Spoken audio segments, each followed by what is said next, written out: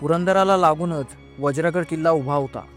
जणू पुरंदरचा सावलीसारखा धाकटा भाऊच. त्या वज्रगडावर दोन प्रभू सरदार नेमलेले होते. बाबाजी बोवाजी प्रभू आणि यशवंतराव बोवाजी प्रभू हे दोघेही अवघ्या 300 मावळ्यांना घेऊन पुरंदर वज्रगड या संपूर्ण संरक्षण व्यवस्थेचा अविभाज्य भाग होते. एक किल्ला लढत असेल तर दुसरा त्याचा आधार होता. पुरंदरसारख्या भक्कम किल्ल्याला अभेद्य राखण्यासाठी मदतीचा नजर ठेवण्याचा आणि प्रतिकाराचा आधार बनून वज्रगड उभा होता. म्हणूनच पुरंदर किल्ल्यावरील युद्ध समजून घ्यायचं असेल तर फक्त इतिहास वाचून चालत नाही, किल्ल्याचा नकाशा अभ्यासणं अत्यावश्यक ठरतं.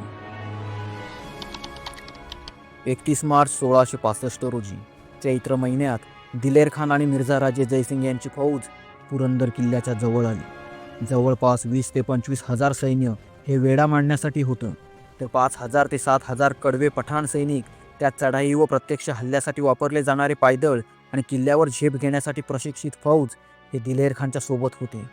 वेढा आणि पुरंदर युद्धाची जबाबदारी दिलेर खानकडे होती. म्हणजे एकूण 25 ते 30 हजाराच्या फौजेला तोंड द्यायला दोन गडांचं एकत्रित फक्त 2300 शिवाजी भूते सज्ज होती.